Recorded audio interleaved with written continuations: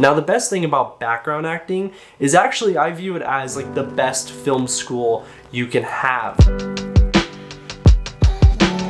When I was a kid, if you had asked me what I wanted to be when I grow up, on that list would have certainly been famous actor. More specifically, I wanted to be Josh Hutcherson. He was in like all the movies that were big at the time. You had Journey to the Center of the Earth or Bridge to Terabithia. I thought he was so cool, and to me I was like, that's the goal. I want to be a famous actor like that. And since then, many years have passed and I was never able to reach that level of stardom that I dreamed of as a kid. But over the last few years, I actually have had some experience being on sets of actual TV shows that you can sit at home and watch, and if you look in the background, I'll be there. So I figured I could share some of those experiences and also some tips for anybody that may have an interest in this and be like, I literally have no idea what to do and I want to be, you know, a famous actor. So if you could help me out, Chris, that'd be great.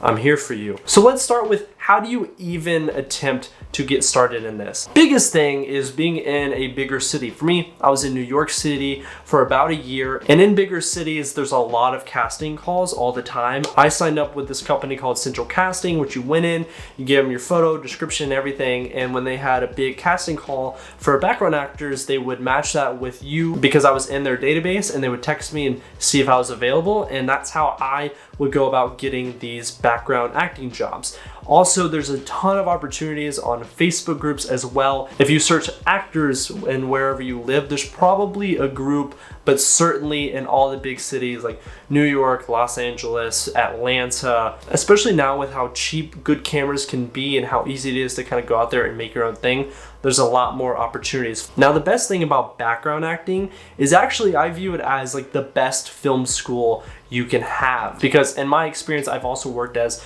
a production assistant on sets, but usually that means you're really, really busy. And the best thing about when you're a background actor, you kind of do nothing for hours and hours, and then you work for maybe 30 minutes or an hour, and then you're done. But you have to be there for maybe 12 hours of that day, but mainly just sitting around and waiting, which means you get to watch the main actors, you get to watch the crew, watch the director, watch everything happen. You can kind of just observe them because they'll need you at some point in the day, but they won't need you 24/7. They'll just need you to stand by, and so you can kind of just sit there and watch and learn. Whereas when I have worked as a production assistant, you are constantly running around. It's really hard to kind of sit there and observe being on set and observing the directors and actors and all that stuff. So when I was a background actor, I used it as a way to really take it all in and use it as, you know, just a day of going to film school without having to pay for it. You're getting paid to be on set and learn from all these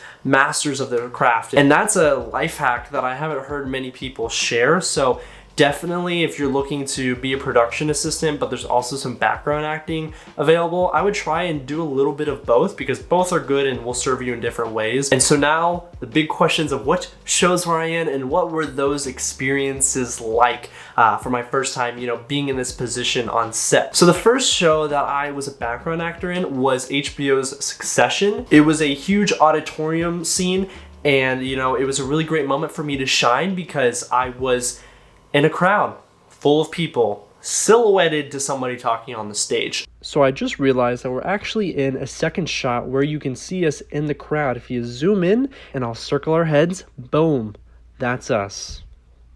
That's kind of cool. For this day, we literally sat in a room for maybe 8 hours, got up, worked for 45 minutes going and shooting a scene. I think then we came back, waited another hour or so till they set up the other shot, all went back, shot for maybe another 30, 45 minutes, and then we were wrapped, and that was it. It is cool to say that I was in HBO Succession. I was on set. I got to see some of that stuff happen. So the second show that I worked on was called Tell Me a Story. It's kind of like a modern day take on a lot of fairy tales, like Three Little Pigs, Red Riding Hood. The funniest thing about this is the casting call for this shoot was to be at like a rave party at a nightclub, and so they were asking for you to wear lots of leather, some spikes. It was kind of almost like a Halloween rave party, right?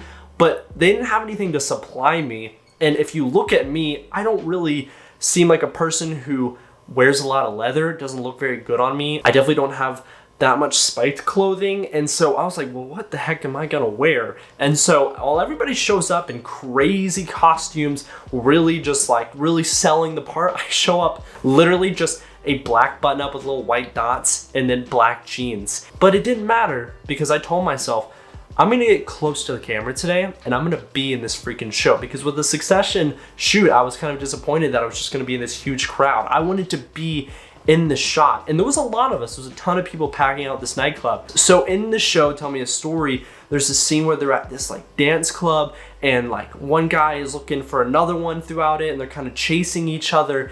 And so there's a lot of tracking shots that we did where we followed this main actor, but a lot of people walking in the background. So again, I positioned myself, I was like, well, I'm gonna stay close to this main actor as much as I can, because then I'll have to be in the shot. And so the main actor is walking by. There it is. Was my 5 seconds of fame.